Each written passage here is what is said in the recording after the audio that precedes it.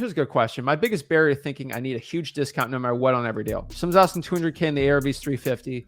I don't need to get a big discount. Here's the thing in wholesaling. I don't know snot. I don't know anything. Let me tell you, when I go into a deal, I am smart enough to know that I know nothing. And the more, the better wholesaler you become, you realize very quickly you actually don't know anything. You're good at guessing, but you're never, you know that you're not perfect. The only wholesalers that think they know perfectly how much a thing's going to sell for are the idiot wholesalers. You know why? Because I have deals to this day. Okay, we had I think a $38,000 JV deal in the mail. We just got sent it. I think on the Podia, we were projecting to make 10, 15. And we sent it to some cash buyers. I think they were at like 10 grand to make it. And then the cash buyer's like, oh, pay 38. It's like, if I was a genius, it's 10, but really it was 38. And I didn't know until I just asked, how much are you? Guys, your wholesaling deal is not worth anything unless someone else is willing to buy it. You might think it's worth something. It's worth something to you, but you're not willing to buy it, right? It's only what someone else is willing to pay for it. And the always big example I always say is like, all right, let's use another one. We love Def Leppard, right? A signed Def Leppard, who's the Def Leppard drummer with one arm? Or is that Van Halen?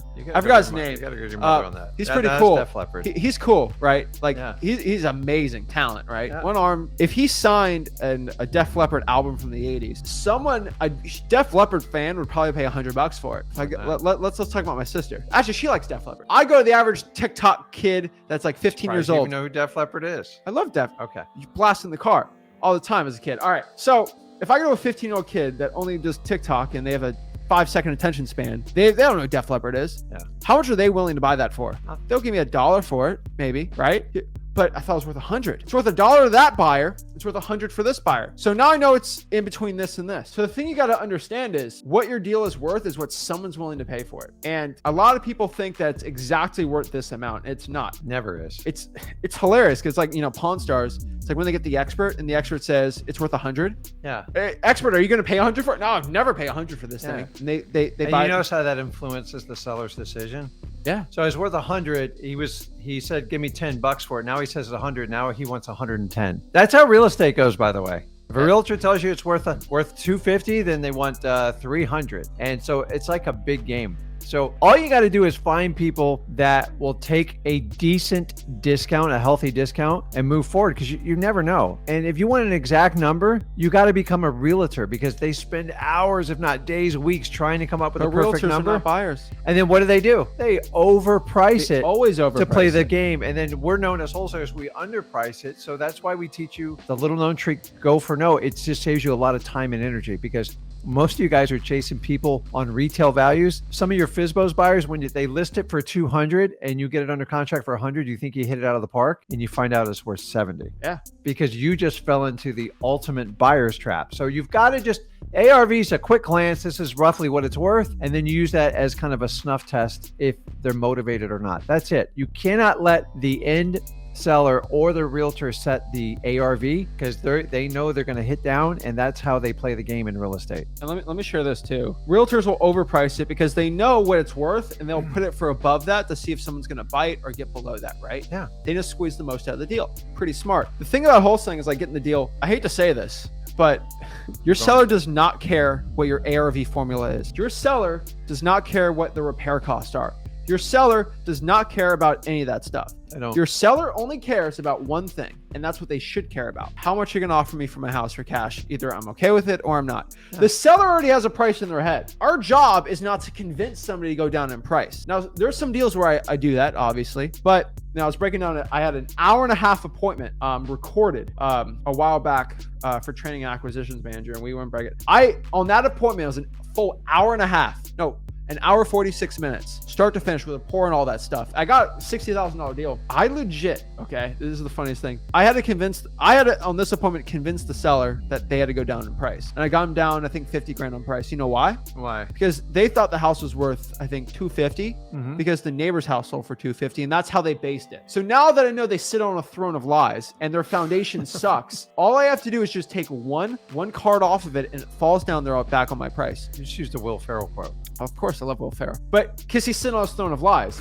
All I have to do is show him that his throne's stupid. Now, some sellers, they base on price because that's okay. Yeah. But he based his price off of what the neighbor sold for. Yeah. And I explained, okay, Mr. Seller, let's break this down. Let's compare your house and this house. Sure, it tells me I want $250 for this thing. I'm like, this thing's worth $200-ish, right? So guess what I do? This is all I do.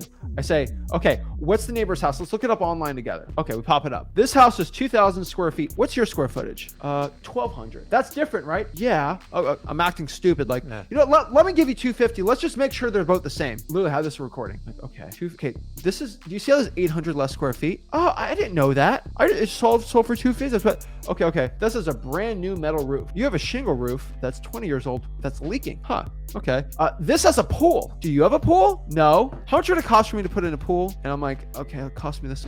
And I literally I just go down the line and bring the guy down in price. Yeah. I mean, and here's the thing. He wouldn't, if I told him this stuff, he wouldn't believe me. I actually had to physically show him. Yeah. And so, yeah, those are cases where I have to actually convince the seller to go down in price. And I'm not convincing him off anything. I just show him facts. Yeah. And some sellers have wrong facts. So I just present the facts to them, and then that brought them down on price. I'm not convincing them. I'm not that type of person. But when someone's that high in price, they got to understand. And so he was actually wanting to sell for what, like I think $140 a square foot. That's what he actually wanted to sell it for. He just thought his square foot was up. He thought his square feet was 2,000. I'll tell you this: you could probably do it. I'm stupid. I'm an idiot. I can't walk into a house and within 15 seconds and figure out the square footage in my head. I'm like, I'm stupid.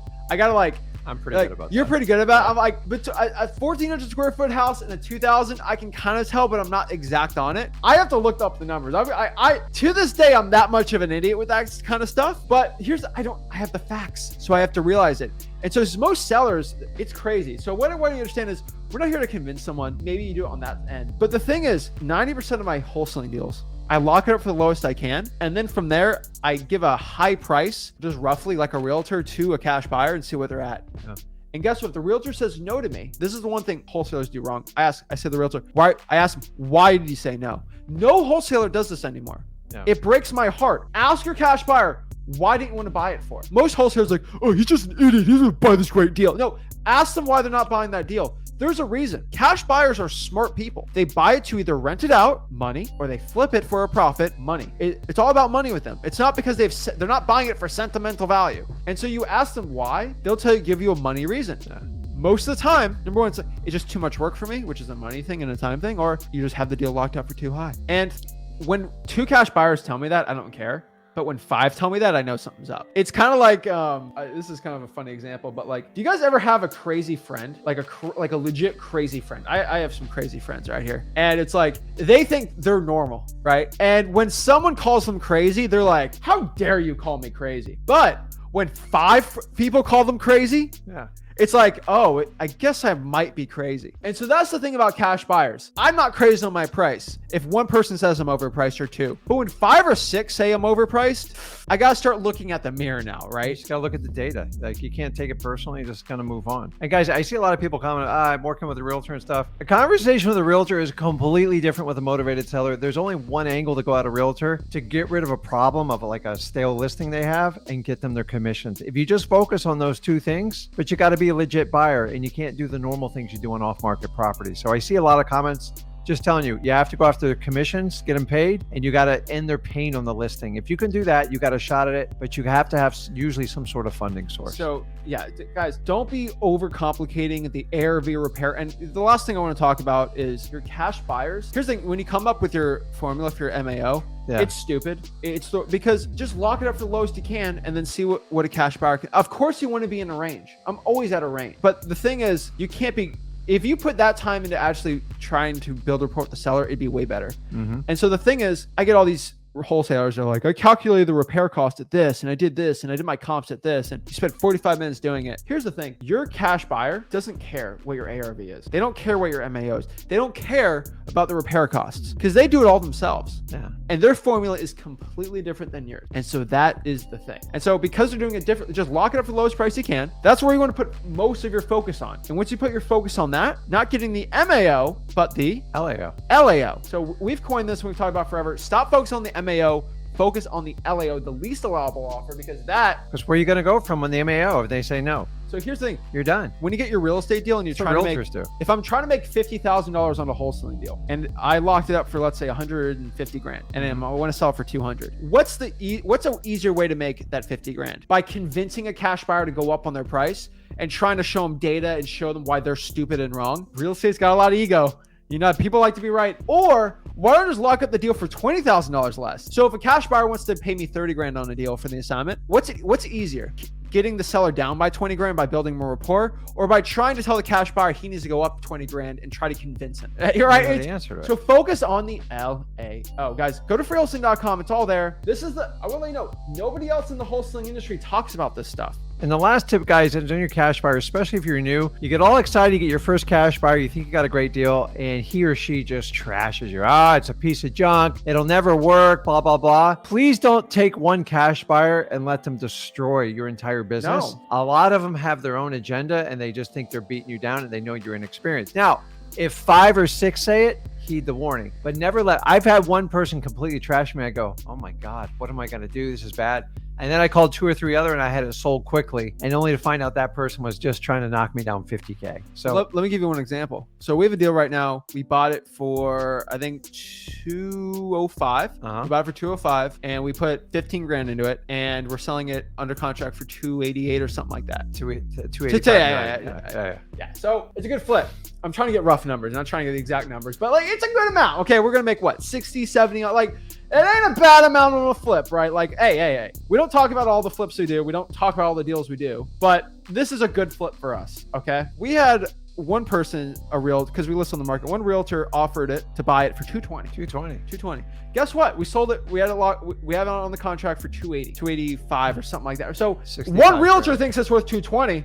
If I followed their advice, I'd sell it for 220 and just but you know what? I said, you know what? Let's see what other people are willing to do for it. Yeah. And I was like, you talked to me. I said, I think this thing will tell for 255, 260. So we run a wager on anything we put on the market. We're not talking about regular assignments because you have to. And like we have a running bet on all that stuff. Yeah. And it's so funny because we're rarely ever right. Sometimes it's lower, but a lot of the times it's higher. That's why I say we're an idiot, because we don't know. Yeah. And it's like, so the thing is, when you're new and you get like one data point, you're like, oh my God, this person knows more than me. No, you're on target. Remember, you have something they desperately need. And most realtors and cash buyers, they have their own agenda. So just make sure you get multiple data sources before you change your pricing and everything. Because I got to tell you, when I first started, it rattled me. It rattled me so much to the point I did more JVs than most people because I didn't want to deal with the cash buyers, and I gave away a lot of money. So if you get one that trashes you, just toughen your skin up a little bit. If 6 trash you, heed the warning. If 1 trashes you and the other one's like, oh my God, I can't believe you're offering me at that price, then